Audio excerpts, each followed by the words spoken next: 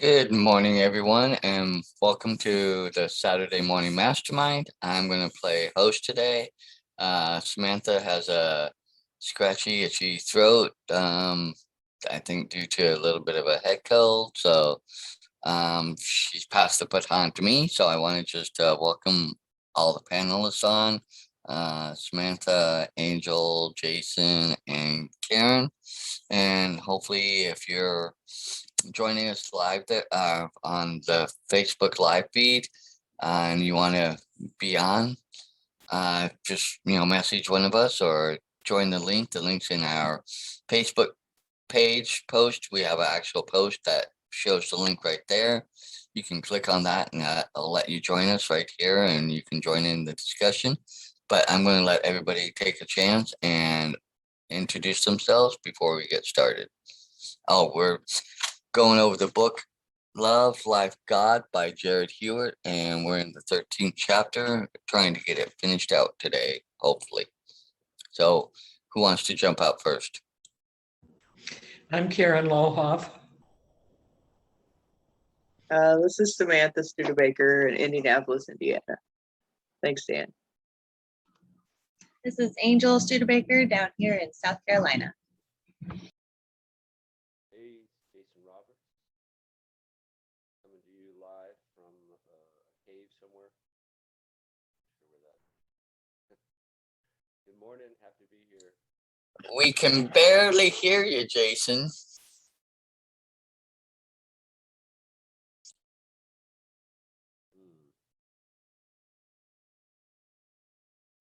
Yeah, your computer doing its low volume thing again.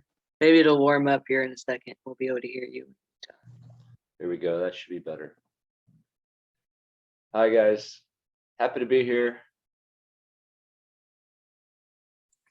Okay, and so just to get you a little caught up, like I said, we're going over Love, Life, God by Jared Hewitt, the journey of creation, and we're in chapter 13, and we're on page 196 in the actual physical book. Samantha said that on the Kindle or audio, I guess the pages are a little different or whatever. So with that, you may need to find where that portion is if you're using those. But anyway, I'm going to hand it over to Karen. She's going to do the reading for us today because Catherine, one of our other regular people, she is off at a wedding. So with that, I'm going to hand it over to you, Karen. Thank you, Dan. At the top of 196, are you saying I'm screwed no matter what and that I have to walk around feeling everyone else's crap? Absolutely not. You're only screwed, as you so colorfully put it, if you choose to be. We bring this up only because as you move through your own energy and release those beliefs and ideas that no longer serve you, you may come to a point where there is nothing more to be released. Yet you may still feel a certain emotion or feeling tugging away at you. What we're saying is that all you must do at that point is consciously choose whether or not to allow this feeling to be of you. Be in the world, not of the world. Right. Jesus knew exactly what he was talking about. Being in the world, but not of it, is a fine example. In one way, you have grown or expanded beyond your own energy, and therefore you're now feeling that greater you that is in the collective. Now that collective is being fed by the energies around you, and choosing to stay focused on love and peace and abundance and whatever else it is that you wish to experience, you shift that larger collective of energy. You literally shift all of consciousness. The thing that was not of you, that was making you feel uneasy, will become smaller and smaller as less and less focus is cast upon it. Not to complicate this explanation, but that thing which you felt was being felt for a reason, even if it was thrown to you through your desire to bring peace and balance. So we're speaking of these matters knowing that they are the questions and answers held in positions of belief. Eventually, through direction of energy, release of limitation, all of which comes down to knowing what was thought of as impossible by most will be an acceptable norm. You will see the change on a massive scale. This can best be illustrated through the example of the 4-minute mile. Oh, I remember that so clearly as a little girl when they were trying to push the 4-minute mile. I remember that.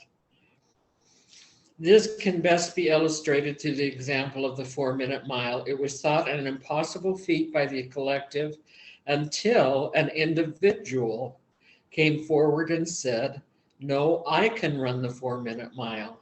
When that individual ran the 4-minute mile, it broke down that barrier for consciousness. And that concept then permeated the entirety of the consciousness, and more individuals then achieved that goal. Now, what happened in this particular example is that the desire was formed in the consciousness for something new, and it was plucked out by an individualized experience of that consciousness. It then manifested the experience that it wanted, which then announced to the rest of the consciousness that it was possible to do. And this, and the rest of, pardon me, I'm sorry about that. The rest of the consciousness picked up that this desire could manifest, and thus actuated the experience of it. Now, this is often the case where the idea will come from a singular source, in this case meaning the individualized experience, and the idea will have come forth from a desire. Now, whether or not that desire is from an individual or from the collective does not matter, because they are one and the same as the level of truth.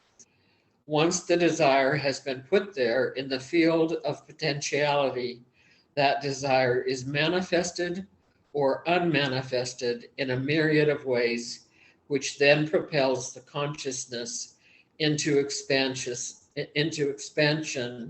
and growth through the realization of that potentiality. Thus is the evolution of thought. This is new thought. This is expansion. So what do I do? Claim self-love. Less of me and more of thee. Only the thee here is your own divine energy, or your own divine source. The divine source of all. In claiming so, you turn your focus to all that you are and direct only love to permeate your consciousness. It's really all about a shift in consciousness. Look at the fear and speculation around the end times. People have been afraid of the end on this planet since they first gained self-awareness. It's never the end of time. Prophecies about the end times are all symbolic, but not of the destruction of the planet, but in a way, destruction of the smaller, limited self. I think that's really interesting. I wonder how many readers were, this was an aha for them. To this self, enlightenment looks like the end because it has to give up all of its control, greed, hunger, or power. In actuality, the end is never the end. It's merely the end of not knowing. It's the end of keeping yourself small. It's the beginning of conscious creation. It is the beginning of the new era of expansion of God, of you. The frequencies we have revealed will be a major catalyst in the evolution of consciousness. Through the allowance of self-love, the consciousness will open up in such a way as to allow the convergent energies to radiate and stream forth in a known manner. Its essence, in essence, mankind will be able to feel the love and being of all that he truly is. There is nothing to fear about the future or any other time, because again, what has been prophesied and feared by some as the end is simply a renewal, the renewal of your ability to know yourself. This will mark the expansion into all of us. And as you come forward for yourself, you crumble the walls that your fear has put up. As you speak your truth and come forward as all you are, the light that you are able to, the light that you are is able to fully move into this individualized place that you have come to be. This light then catches the eye of all those around you who do not yet remember who they are, yet are seeking to know. As this light grows, so grows peace and safety and harmony, tranquility and love. We have said this in all of this. That we may come back to love, that you may see love is truly the key. Your thoughts sometimes tell you that conscious creation is a myth, that it is an idea, and what we have shown is how everything you experience is a myth. Everything is an idea. Everything is potential. Choose the potential. Choose the outcome. Choose to move into that potential, and in that potential, choose to actualize all that you want and trust. This is what is meant by faith. Have the faith. Faith meaning to know. Know it is here already. Know it is until it is. We wish you love. Namaste. Did we want to do anything with the epilogue? Let's stop right here where we're at, and we can discuss some of this, because I want to jump back to the beginning of the reading. I thought I'd let it go so we could see about getting the chapter finished out, but I wanted to go back to a couple of points where it's right at the beginning where it says, "Are you saying I'm screwed no matter what, and that I have to walk around feeling everyone else's crap?" And that was Jared talking, and the angel or the source or the spirit that he's talking to that was helping him with this, that was carrying this on with him, says, "Absolutely not. You are only screwed as you so colorfully put it, if you choose to be. We bring this up only because as you move through your own energy and release those beliefs and ideas that no longer serve you, you may come to a point where there's nothing more to be released." And to me, that was kind of, I don't want to say an aha moment, but it kind of, I get what it's saying, but at the same point, I've been in those moments where I'm trying to let go and say, okay, this is so screwed up, or, I'm done, letting this be the overarching thing that's controlling or making me feel this way.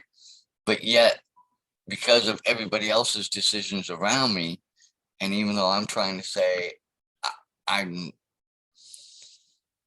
not in this mode of wanting to feel screwed up or anything, somehow I still feel screwed up. So even though I'm trying to let it go and I'm trying to just experience, I guess, or be with it or accept it or whatever, or get past it and say, okay, I'm not going to let this affect me or bother me anymore. Somehow it still seems to, and that's the part, if we're supposed to be able to be at that point where, you know, I'm trying to choose not to be screwed up, but yet somehow I still feel screwed up. So any thoughts on that, or anybody, or, you know, when you're trying to say, I'm done, I'm not gonna let this be the overarching thing and move on.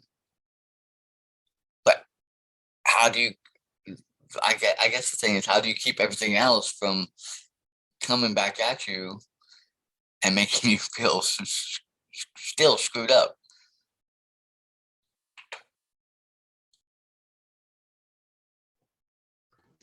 I'll jump out I quick. think that the question asked on 198, so what do I do, is the answer.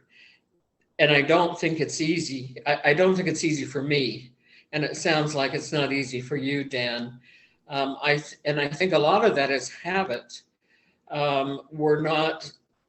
don't have the habit to claim self-love. And we really need, like this next quote, less of me and more of thee, where the thee is our own divine source. There's times when I feel like I know the thing to do, I know the thing to think, and sometimes I'm relaxed into that, and sometimes I'm not. You were talking about being tired and wanting to crawl back into bed. Well, I did that yesterday, probably about 2 o'clock in the afternoon, and I reside on the 12th floor. So when I had my blinds up, it happened that, and this doesn't happen a lot in Phoenix, in the Phoenix area. It's often a total blue sky, but yesterday there was little white wisps of clouds, and they covered the whole thing that I could see when I was lying down and looking up. And I thought, I feel sad. And I don't normally, anyone that's followed this for any length of time is aware that I have been diagnosed bipolar for over 30 years. And so, I have sadness at times, but if everything's working well, meaning my meds are working well, I don't feel sad. I'm not thinking about feeling sad. And I thought, why am I feeling sad? What am I feeling sad about? And I just relaxed into the idea that it was okay. And normally, I don't think that those would be amongst my thoughts. And I do feel that our going through this book and learning to claim self-love and learning to claim our higher self is becoming a part of my habits, and the answer to what do I do.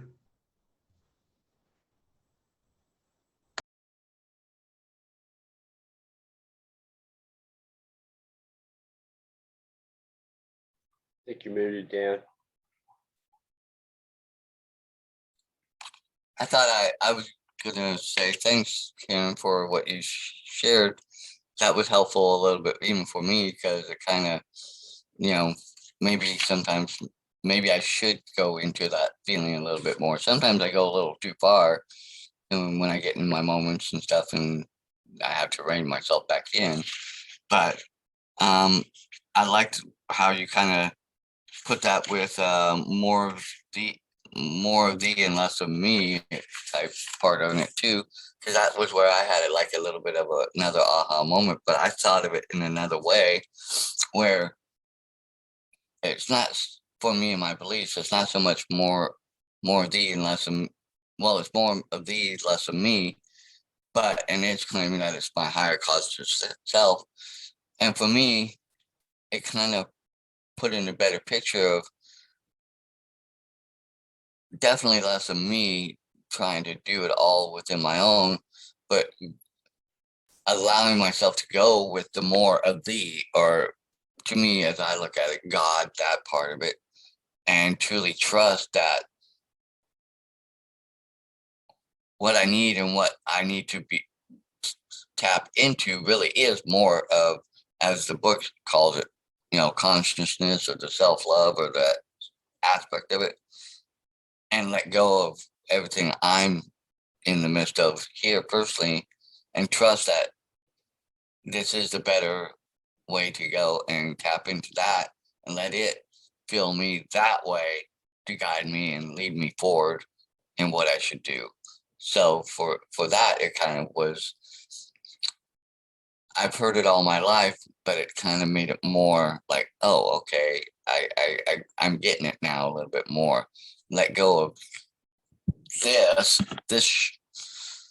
shell, so to speak, and give into the higher power of love. And I'm saying love overall, and I'm not looking at it as self-love, but love overall, which is, I believe, the one of the bigger and greater overarching everything that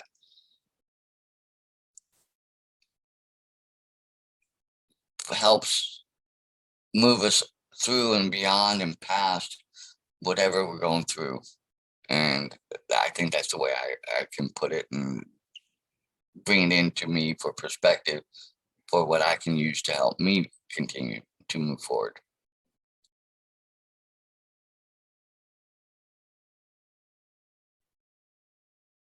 I think you bring up an interesting point there, Dan, because it just, to me, that shows, and I've experienced it as well, where I've wanted to come to terms with what was going on. Like, say, if it's something negative, then, and I've gone through the realization of the negative and the understanding that the negative's there, and then the feeling of the negative is there, and then trying to deal with it in my mind, and having all these reactions from my subconscious and my conscious reactions and my subconscious reactions, and I seem to like take on all these energies and see it from all these different angles, and then even when it comes to a conclusion, there seems to be a clear way to handle it, so to speak, a clear way to think about it. Those emotions that come along with it still seem to linger, and sort of still seem to bring me back to that initial place of, oh my gosh, all this is happening or has happened, and so it sometimes feels like it's difficult to get past those energies or get past those emotions or move on from that, even though we've seemed to made a decision to get past it and to deal with it in a way that we believe it's going to be best for us. We want to move on, but those emotions seem to still pop up. And I was thinking the other night that whenever you have feelings of judgment on ourselves, or maybe even judgments about something going on in our life, possibly because of the way we feel about it, or the way we've handled it, or, judgment of a situation, but it somehow stirs these emotions in ourselves, and we want to move on from those emotions.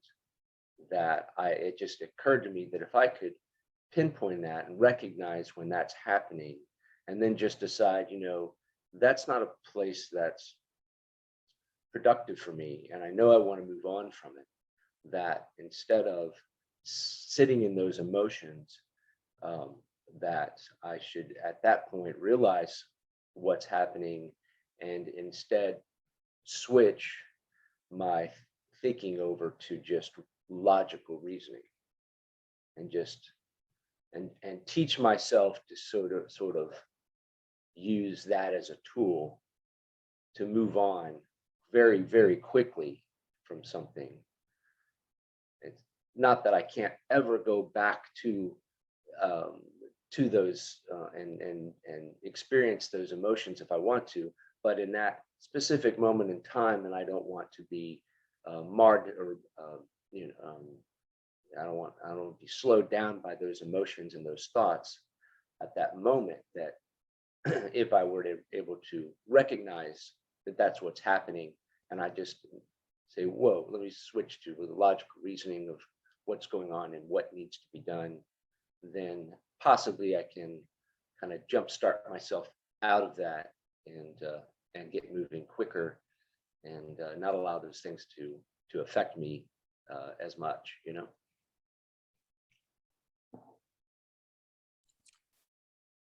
Yeah, I get you on that, because of the fact that I'm going to go now to a personal experience. I'm not going to go into the whole detail, but in July, my mom passed away, and I've shared that before, and what a little bit of what, but I keep having a certain emotional issue and item keep coming up in regards to some people surrounding this, my mom's passing, and they're people I love, and very dear and close and part of my family, and they're very negative, and they're very hurtful feelings, but I keep trying to tell myself I don't want to go to those feelings and not stay in that mode, because I'm in reaction to some things that they did. I'm now having these feelings, and I feel very deeply hurt, but I know their heart of what they were doing it out of. And I really believe that they were not doing it intentionally, maliciously, or anything. I think they were doing it more for my best and trying to look out for me in some ways, and not put certain stresses on me. But in doing that, they put other stresses on me, and it's making me feel like, to put it mildly and shortly, I still don't feel full closure on my mom's death, even though I've accepted that she's dead. But for me personally, I feel I haven't gone through some of the steps I've needed to go through in order to fully be past it. So these negative feelings keep coming up, and I keep telling myself I don't want to go there. I don't want to put that out. I don't want to put that out in the universe, and for them to feel something back. I already said something, and going back and in retrospect, it needed to be said, but at the same point, it probably could have been said in a better way, and in a way that wasn't coming from, even in that moment, a place of hurt. So I'm really struggling with this one area, but I keep coming back and telling myself I'm not going to go to those feelings. I'm not going to go to that. I'm not going to try and reside in that, but somehow it keeps coming back up, and it's, in some ways, I feel like it keeps coming back strong, and I'm like, no, I really do not want. It's like, the idea with that 4-minute mile. No, I'm going to get there. I want to get there. I'm really pushing through to get there, and damn it, I'm not. I feel like I'm still, it's, I've not gotten past that over it, and even for myself. And it's like, but I so want to, so that way I can move on, everything can move on, and I can start having this dissipate like a lot of other things that when I go back and I've looked at it and it's like, oh, that wasn't, why did I let that really become a big thing when it really wasn't as big of a thing as I made it to be? And I'm trying to do that with these feelings, and it still feels at times like, yeah, it's been hard, and I am literally purposely and trying so hard so to hear, everything, even hear this in this book, and I'm saying I'm fighting as hard as I can to go to that, to love myself enough to that, it's not, overall to me, it's not worth it for what I believe it could do between familiar stuff in my family and lead to other things that I could see that it might lead to. So that's easier said than done sometimes, like you were saying, Jason, and I'm Yeah, especially any when you're any thoughts? especially when you're putting, especially when you're kind of future reading and trying to and automatically coming to a conclusion of what's going to come about if you do what you'd like to do in regards to it. Like if you want to confront somebody about something, and then you're and that's hard enough, but then you're thinking, your mind's going further though, well, if I do that, then this is going to happen, and that's going to happen, and those things aren't even I mean, they may be a possibility, but that's not even the actual issue that you're trying to work with. So with something like that I think that is less superficial, but more of a very deep um, feeling of wanting to confront something or get something out, or just kind of make a move to where you're like, okay, I've done this to, and it's so it makes you feel like you at least attempted to do your part, so to speak. I think it helps to actually to when there's a time and place for everything. When you're, of course, when you're sad and everyone's sad around a time of someone's passing, that's a really good time to go ahead and get everything out. It makes sense rather than letting things linger and then come back, months or years later, and then you put yourself through all that. But what I'd like to say is that I think that it's actually is kind of helpful with those sorts of deeper things to sit in it and drill down to what is it that, like, I actually need to do or say, and to whom or to what, in order for me to move past it, and just drill down to that thing. Okay, what is it that, in the very minimum, what is it that I need to do? Who is it that I need to talk to in order, how do I need to mourn over this, or how do I need to celebrate this, or how do I need to in order for my deeper self, or my subconscious, or whatever it is, and really drill down within myself and talk to myself and ask myself, what is it then, and then why is that, and what is that, and why, so what do I need to do, and not try to future read to what it's going to do, but down the road, but just really, what is it going to mean to me, and what is it I need to do to move past this experience and those emotions.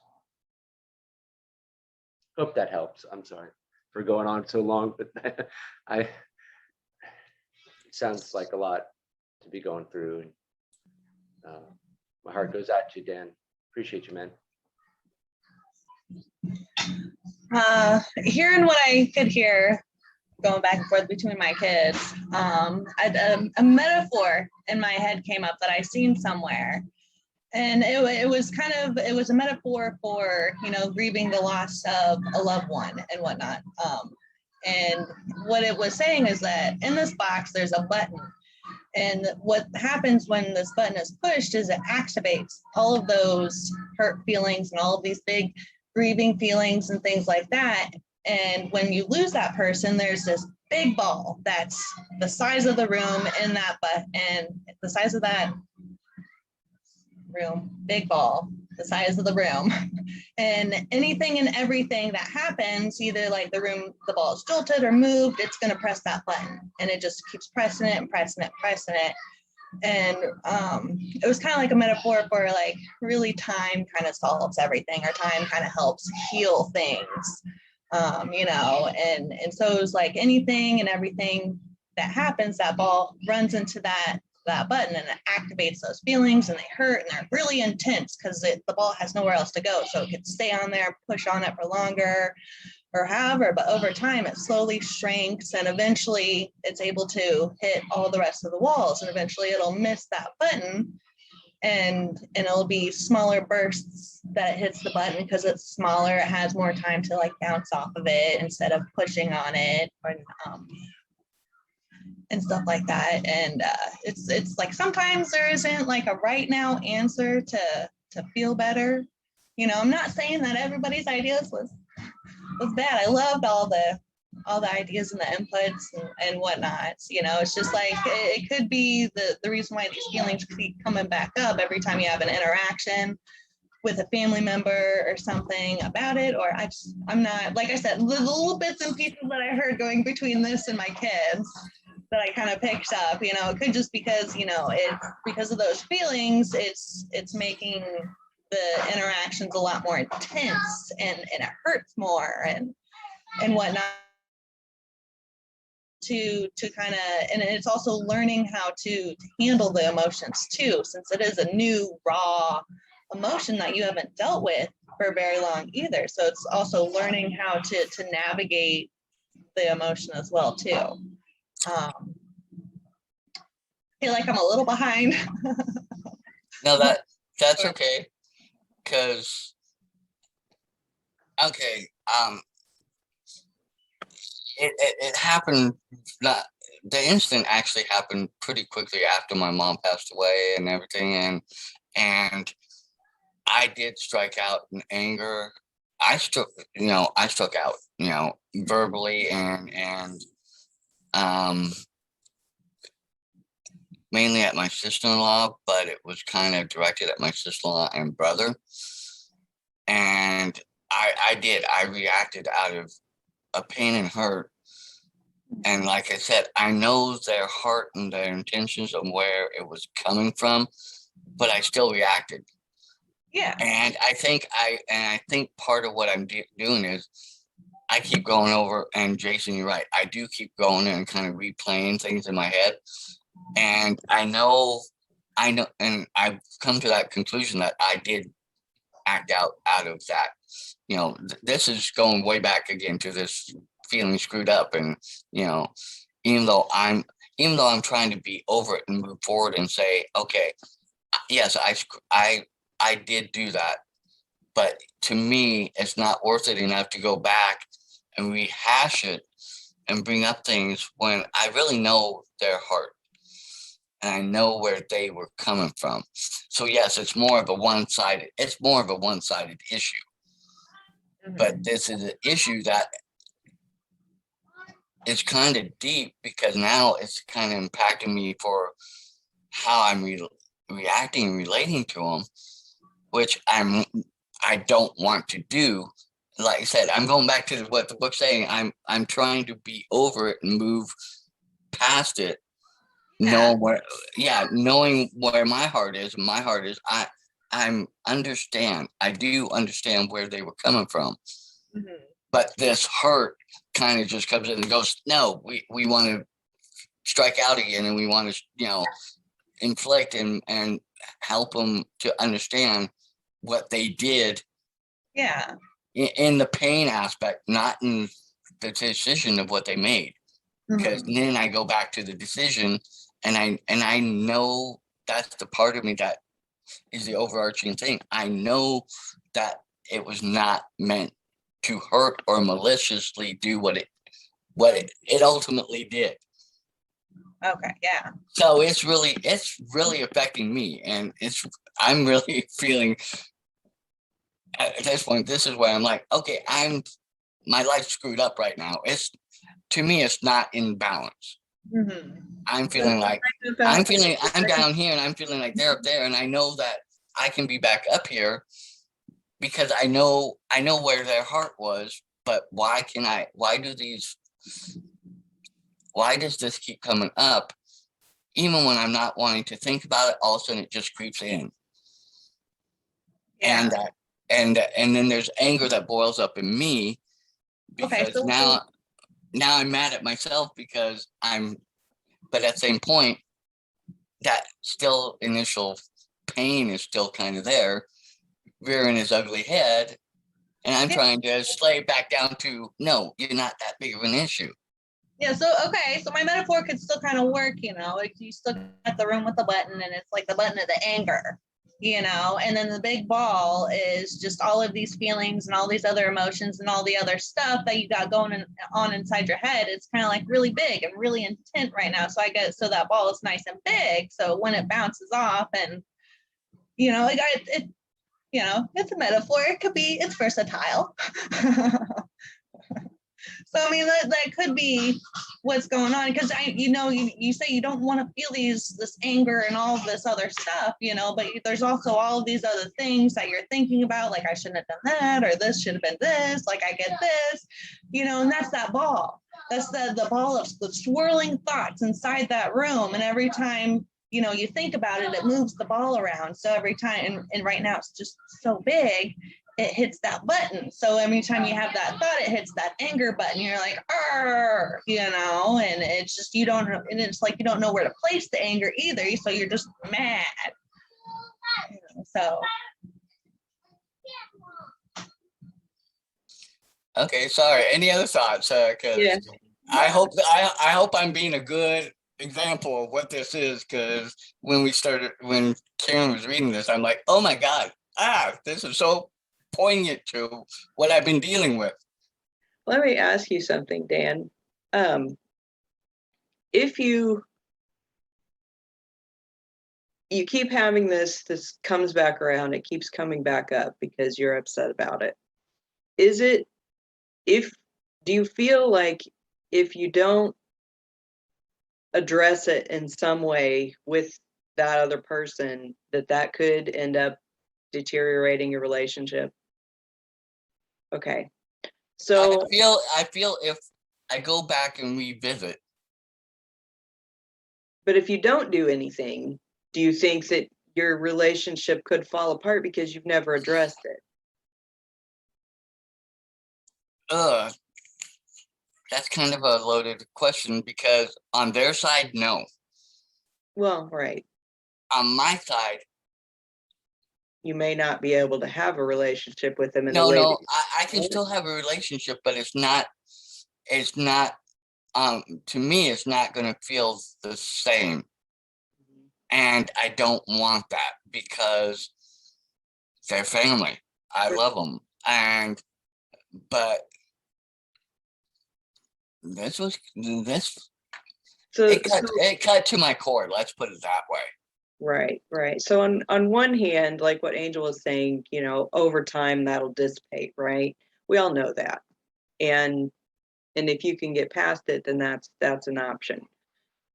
However, I feel like as humans, we need to address things with one another if we're going to have a good, healthy relationship. When somebody does something to hurt another person and then we lash out, we've had this confrontation, and we have this tendency to want to confront the problem, right? But a lot of times if we come towards it as if it is a confrontation, then it causes more confrontation. And so you know, this brings me back to the book, How to Win Friends and Influence People, because that's all about communication and how to communicate things in such a way that we don't cause a confrontation or exasperate a confrontation. And we've had this, I've had incidences throughout my life where there's been a person that has done something that's irritated the shit out of me, or there's been a confrontation, or there's been a misunderstanding, or there's been whatever has happened. And it has eaten away at me continuously until I had another conversation about that thing with that person. But the difference is instead of just going to them and being like, and then they're, and then we, do that, is that I kind of take some of the advice from that book, How to Win Friends and Influence People, and I come to them and I say, can we talk? Because I have a feeling that I need to work through with you. We had this kind of thing that happened not too long ago, and maybe you don't realize how much it hurt me, but I want to just have a conversation about it and say, I appreciate what you did, and I understand why you did what you did. And say, I love you. You are my family. I appreciate you so much, in all of these different ways. Like starting out the conversation with, I love you. I appreciate you. You're amazing like this, and you did this, and I get it, and it completely makes sense. But I also had hurt feelings. I was very hurt. Everything was raw because mom died. And I reacted to what you did in this way, and I apologize for that. But I need something from you. I need recognition for this thing. I need it from you. And I'm not telling you did anything wrong, because I realize what you did and I understand why, and it makes perfect sense, but I was hurt by it. And I just need to express my hurt to you so that I can get some love back from you or something, to boil it down to what is it you need from that person for reconciliation, and ask for that thing. Coming to them with I love you, I care about you, I appreciate what you did, I understand, and I'm not accusing. I'm just trying to express to you that I was hurt, even though I know that what you did was not to be hurtful.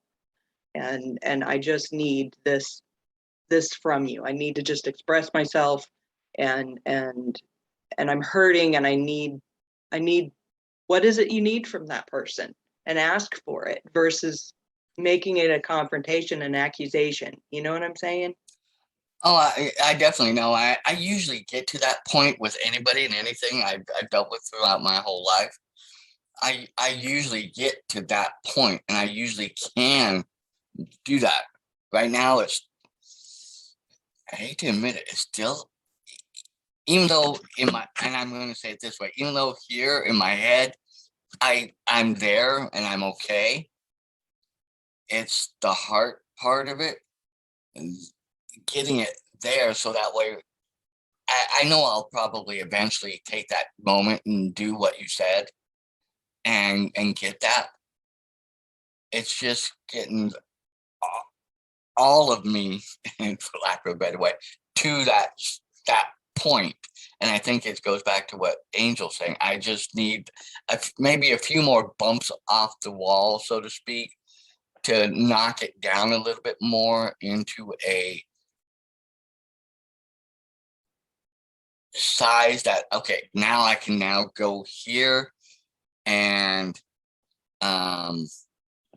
talk to him and not let the Like talk. managed, like when you've just got your emotions more under control, so you're not still in confrontational mode. Right. And I can sit there and not let anything they say back maybe have me go and storm off, because this is it, and I never believed I would ever let myself be this way, because with my grandfather passed, no major issues. When my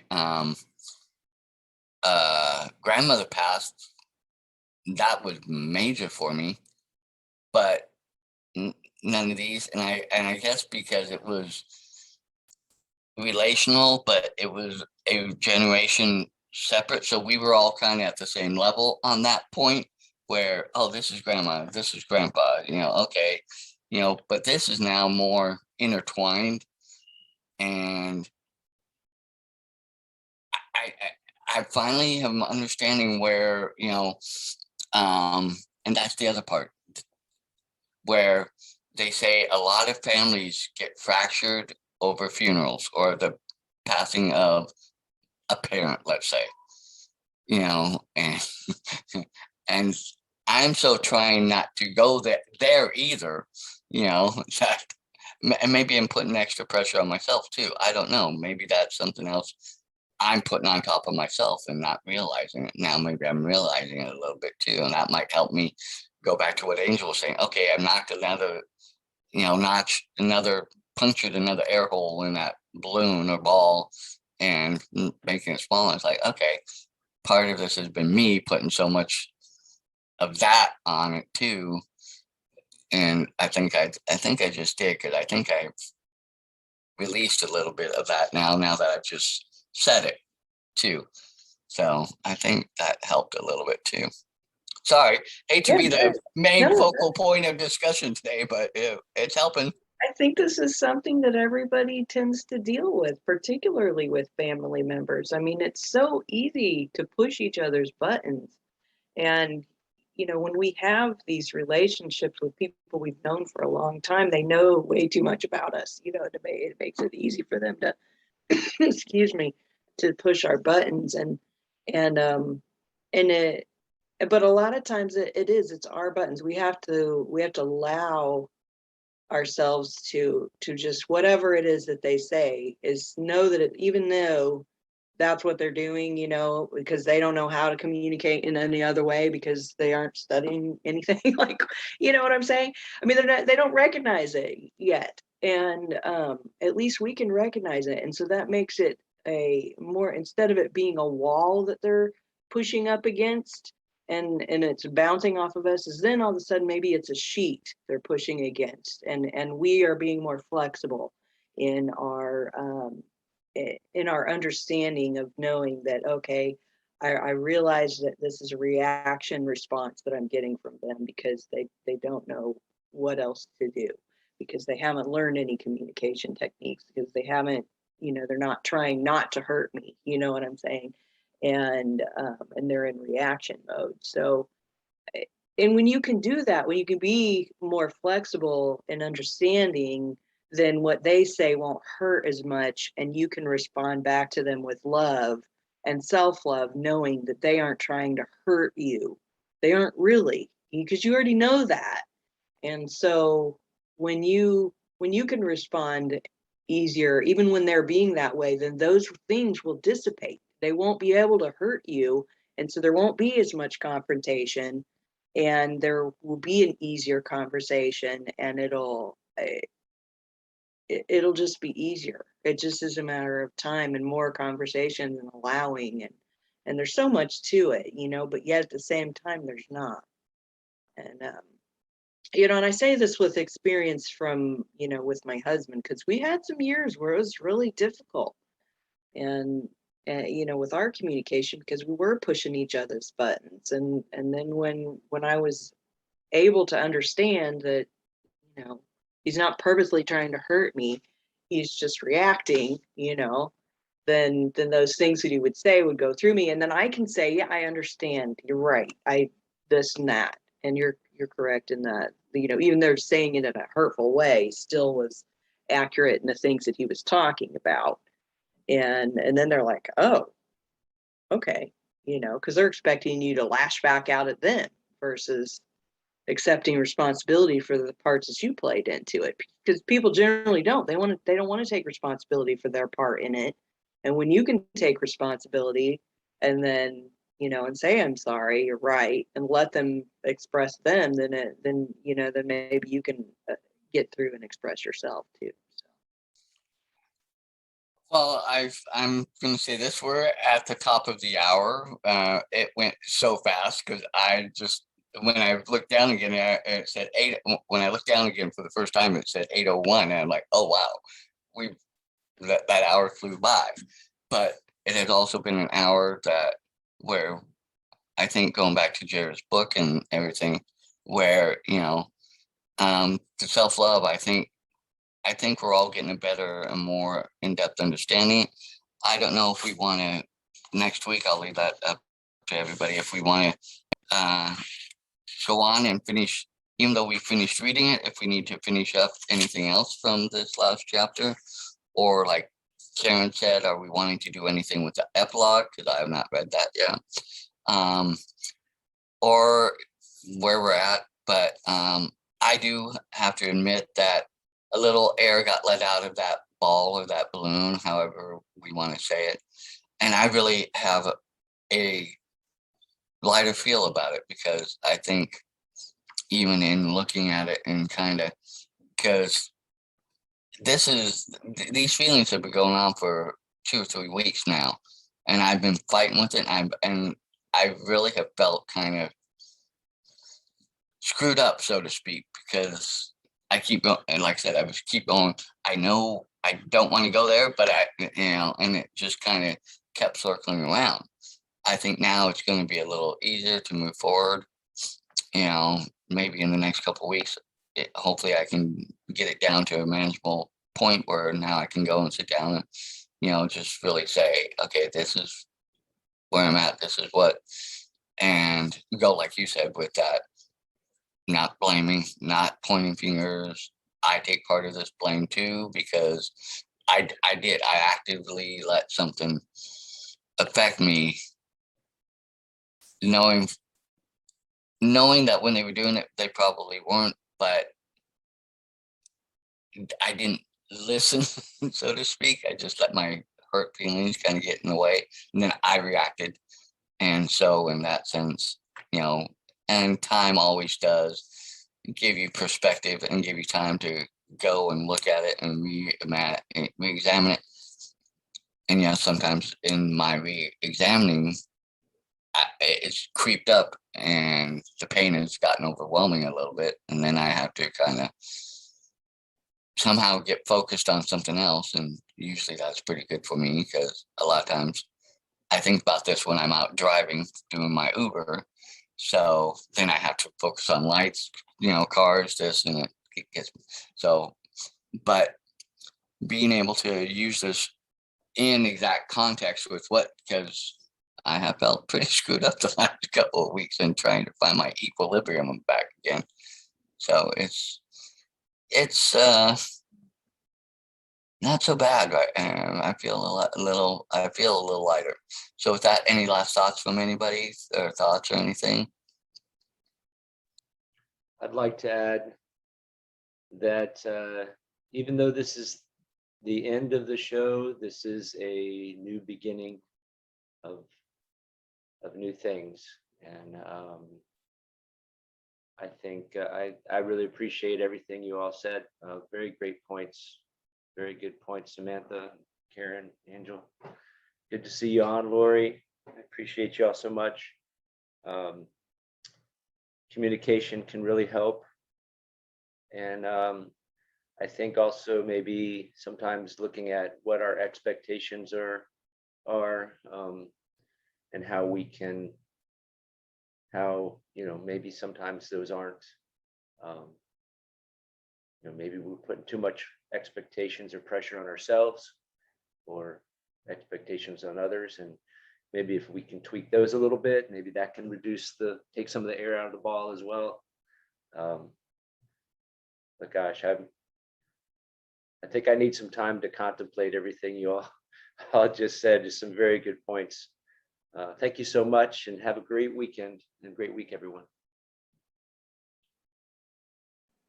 I want to mention real quick, next weekend, I think is, what is next weekend? Labor Day weekend? Is that the right one? I always get confused, Memorial Day versus Labor Day, but I think it's Labor Day weekend.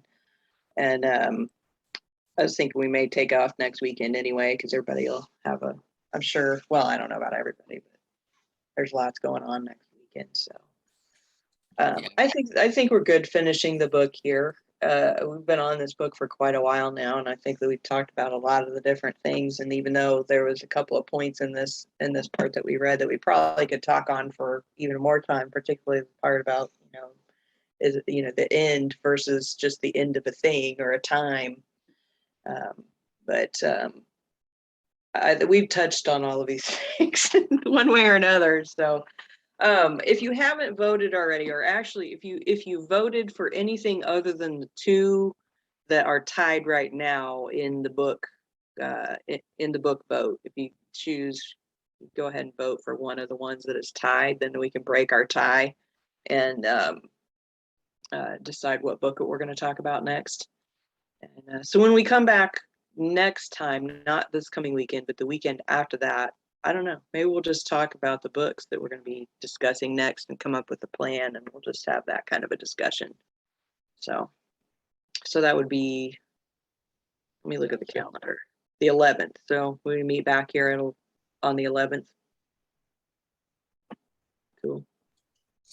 Okay, so once again, you can find us on Facebook, Mindset Mastery Collective. Has a link for the Saturday Morning Mastermind. There it's a static link, so it's always there, so you can find it right at the beginning of the page. I know because I go there almost every Saturday, so I can click on the link so I know it's there. We would love to have you join us, be a part of this discussion. We always welcome new and other thoughts and other ideas and what people have experienced. So if you want to join it, reach out to any of us through Facebook or even YouTube. We're on YouTube at Mindset Mastery Collective. There you can find all the videos from everything that we've talked out and gone over I think what about 9 or 10 years now. Yeah, I think we've been doing it for about 10 years. I think it was started maybe in 2011. If I'm remembering it. Yeah, Right. So that 12 sticks in my head, but maybe it's 12. A but- long time now. So it's not like we've been here for a long time. I don't see us going anywhere. I love all of you. And I think that's what keeps us coming back is we all genuinely love and care about each other. And we've all talked to each other at different times through other things and outside of this. But we'd love to have you join us. And so please like and click on the post and everything below. You can, like I said, find it all. And we hope to see you on here and have you join us. So with that, thanks and goodbye. We'll see you on the 11th for the Saturday Morning Mastermind.